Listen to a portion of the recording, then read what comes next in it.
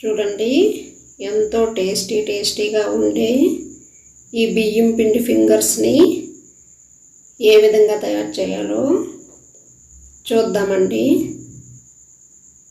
చూడండి ఎంత క్రిస్పీగా ఉన్నాయో. చూడండి, చూస్తేనే చాలా బాగా కనిపిస్తున్నాయి కదా. చూడండి ఎంత క్రిస్పీగా ఉన్నాయో, ఎంత గుల్లగా వచ్చాయి చూడండి. దీన్ని మనం ఇప్పుడు రైస్ ఫ్లోర్తో ఫింగర్స్ని ఏ విధంగా తయారు చేయాలో చూద్దామండి. ఇప్పుడు ఒక బౌల్ తీసుకొని ఇందులో ఒక 1 కప్పు వరకు బియ్యం పిండిని తీసుకుందామండి. చూడండి, ఈ కప్పుతో బియ్యం పిండిని తీసుకున్నాము. ఇందులో 1 స్పూన్ కారం వేసుకుందాము. టేస్ట్కి సరిపడా సాల్ట్ కూడా వేసుకుందాము. జీలకర్ర 1 స్పూను, వాము 1 స్పూను, పెరుగు 1/2 కప్పు వేసుకుందామండి. సన్నగా తరిగిన కరివేపాకు, సన్నగా తరిగిన కొత్తిమీర, వీటన్నింటినీ బాగా కలుపుకోవాలి. చూడండి, దీన్ని బాగా కలుపుకున్నాక ఈ మొత్తం పెరుగు, ఈ కారం, ఉప్పు అన్నీ కలిసేలాగా ఈ విధంగా కలుపుకున్నాం కదా. ఉండలు లేకుండా ఈ విధంగా బాగా కలుపుకున్నాం కదా.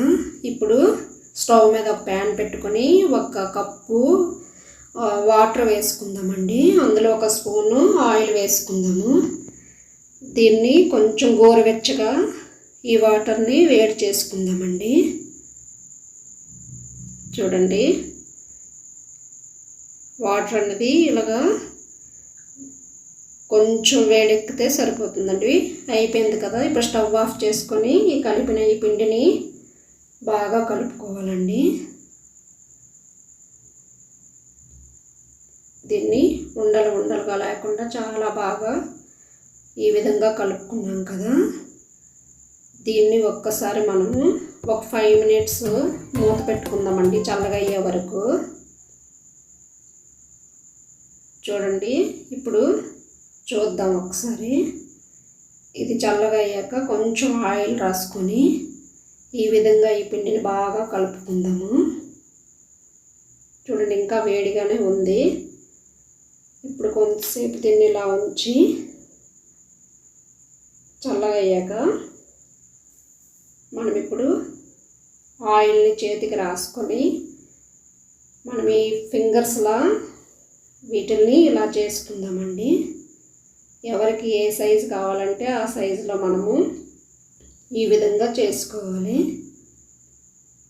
చూడండి, ఒకటే సైజు రావాలంటే కొంచెం స్లోగా నీట్గా చేసుకోవచ్చండి. చూడండి, ఈ విధంగా మనము వీటన్నింటినీ ఇలా చేసుకున్నాం కదా. ఇప్పుడు ఇవి రెడీ అయిపోయేవి. ఇప్పుడు స్టవ్ మీద ఒక ప్యాన్ పెట్టుకొని డీప్ ఫ్రైకి సరిపడా ఆయిల్ వేసుకుందాము. ఆయిల్ వేడెక్కాక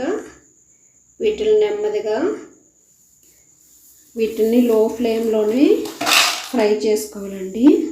వీటిని అంటకుండా, ఒకదానికొకటి అంటకుండా ఇలాగా నెమ్మదిగా వీటిని వేసుకుందాము. ఇది లో ఫ్లేమ్లోనే అలా ఫ్రై చేసుకోవాలి. ఇప్పుడు మనం వెంటనే వీటిని స్పూన్తో కలపకూడదు, కలిపితే కనుక విరిగిపోతాయి. కొంతసేపు అయ్యాక అవి కొంచెం కలర్ చేంజ్ అయ్యేటప్పుడు మనము స్పూన్తో మెల్లగా టర్న్ చేసుకోవాలి. చూడండి, ఇప్పుడు కొంచెం కలర్ చేంజ్ అయ్యాయి కదా. కలర్ చేంజ్ అయ్యి ఇప్పుడు కలుపుకున్నాం. చూడండి, ఈ విధంగా గోల్డెన్ కలర్ వచ్చే వరకు వీటిని ఫ్రై చేసుకుందాము. ఇప్పుడు ఫ్రై అయిపోయాయి కదా, ఈ కలర్లో ఉంటుండగా తీసేద్దామండి. ఇప్పుడు సర్వింగ్ ప్లేట్లోకి తీసుకుందాము. చూడండి, ఎంతో క్రిస్పీగా ఉండే బియ్యం పిండి ఫింగర్స్ చాలా టేస్ట్గా ఉంటాయండి ఇవి. చూడండి, ఇవి ఎంతో గుల్లగా ఎంత బాగా వచ్చాయో తెలీదు. దీన్ని మనము టమాటా సాస్తో తింటే చాలా టేస్ట్గా ఉంటాయండి. చూడండి, అప్పుడప్పుడు స్నాక్గా మనము కొంచెం పిండిని ఇలా చేసుకోవచ్చండి. మీరు కూడా ట్రై చేయండి. నచ్చినట్లయితే లైక్ చేయండి, షేర్ చేయండి.